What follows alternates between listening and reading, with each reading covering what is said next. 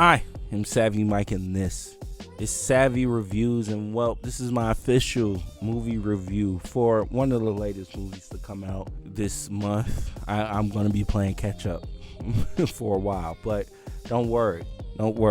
Devil Wears Prada 2 review coming soon. Mortal Kombat 2 review coming right after this. Is God Is review coming soon. Don't you worry. Them are the only other two movies I need to watch. Don't you worry. But I'm not watching Mandalorian and Grogu. I'm good.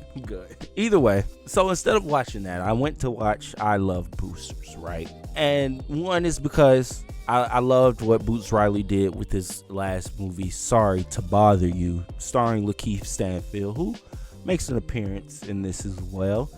And I love Keke Palmer. I love Naomi Ackie. I love most of the cast here, Will Poulter and Demi Moore. So it was a slew of actors that I enjoyed and loved, from a director that I enjoy and love. And I was like, okay, this should be something good, if not special. Because one thing I like about Boots Riley is any movie he does, he's a character in some way, somehow. Like just how he directs his movies, you could tell this is a Boots Riley movie. Like it's just how it's cut. It's what's happening on screen, the metaphors that he tries to bring in. He reminds me a lot of Gore Verbinski. Like him and Gore Verbinski kind of got the same directing style in a sense. And they both ironically dropped a movie this year. And I'm not going to lie, Gore killed it with Good Luck, Have Fun, Don't Die. I don't know so much about I Love Boosters, but we'll get there. So I want to stay positive at least about saying the fact that, one, like I said, Boots Riley, while he's writing and directing, he is as much a character in this film as the characters in this film. And I like that about him. I like the fact that he has a type of style that you could tell is something that is his work, and it does come off as art. Like it doesn't come off as something that just we're setting cameras up to film. Like no, it's a lot of thought and creativity put in the shots and the colors and everything that he does. So I want to give him some credit, at least I do, because he did direct this movie really well. Writing, on the other hand, we'll get to that later. I love Demi Moore in this movie. I think she did an amazing job playing the villain, the basically playing Miranda from Devil Wears Prada, but in a Boots Riley type world, that corporate overlord in a sense. And Keke Palmer does a great job playing the character that she plays, Corvette, being the leader of this booster gang and club. I think they're called the Velvet Gang. And their cast and crew does a really great job as well. Poppy Lou, Naomi Ackie, and there's another lady in there, I'm forgetting her name. But either way, acting, well done. Lakeith Stanfield is in this movie for only a moment, just like Will Poulter really just pops in and out. But when they do pop in and out, they do their jobs really well. But to go into the negative, I will say, Lakeith, you could have said no. You didn't have to be in this movie, bro. The character you played was there for no reason at all, if I could be completely honest with you. In a lot of ways, without spoiling it, he plays a succubus. Take that as you will. Take that as you will. And you're probably thinking, wait, he plays a demon? In a sense, watch the movie.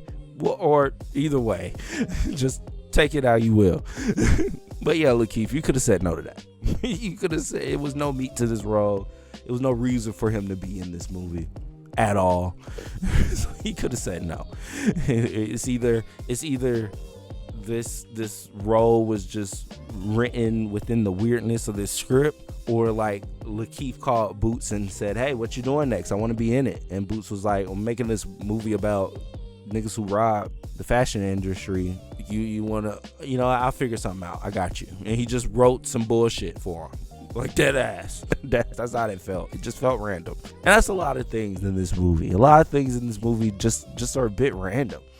Like things just happen. Like it's a lot of metaphor. Like it's this thing with, I'm not spoiling anything, but it's this thing with this ball. It's like this big ball of problems, basically, that's like following Keke Palmer character around.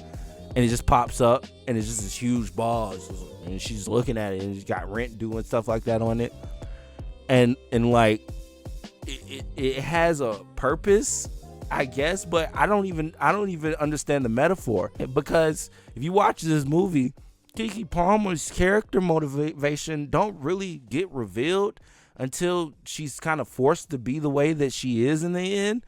because something happens between her and Demi Moore's character, and she's kind of now like that's her motivation to get back at Demi Moore. But it's just kind of like before that they were just taking shit to take shit. Like it was no, like she didn't care about, like while she cared about flipping the stuff and making money off of it, it wasn't the forefront of her mind like it was the other girls in her group.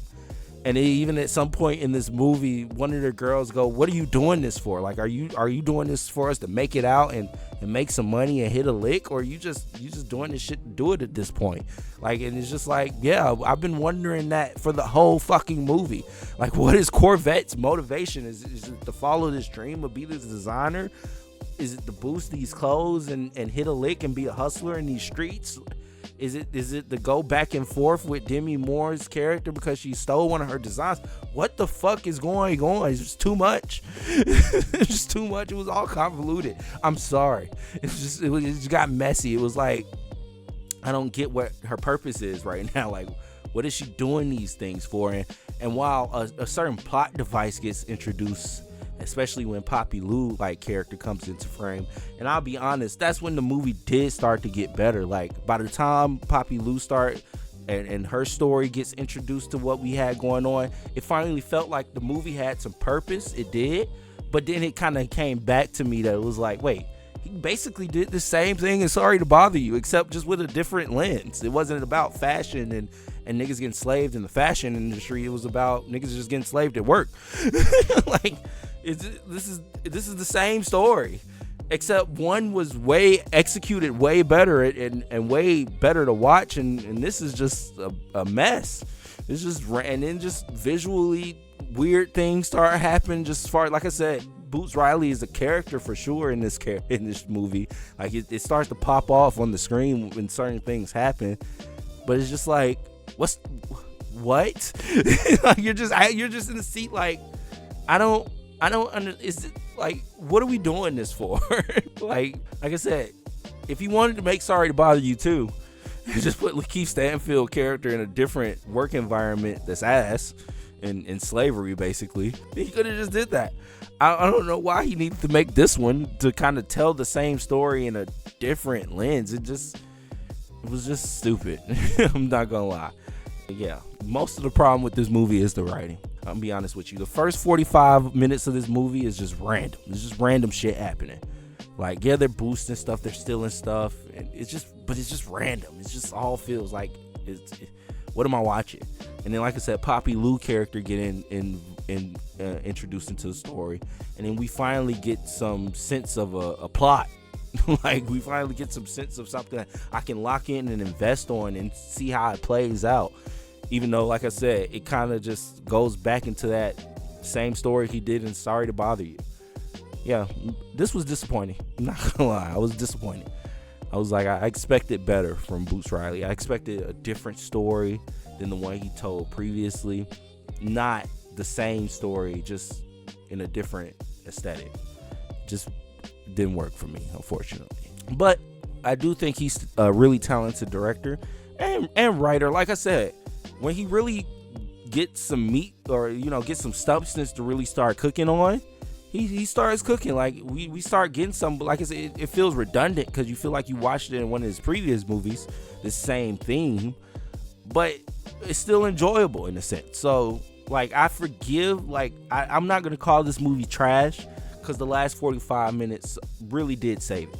Like, it finally focused in and locked in on what the story was actually about. But if it just kept up the same randomness that was keeping up in the first 45 minutes, then yeah, I would have walked out going, this was trash. But like I said, the last 45 minutes saved it. Like I said, I like the visual style of it, I guess. The acting was really well done. So overall, it's not fire, but it is mid, which is, look, it was almost trash though. That's why it's getting the 2 out of 5 saps for me. If it got anything under that, it would have been trash. But I'm gonna leave it at that borderline. It was almost trash, but it wasn't. Thank God. Thank God. But regardless of it, still really disappointed. I expected something better. Let me know what you think in the comments below. As always, Savvy Mike, and this Savvy Reviews. Peace.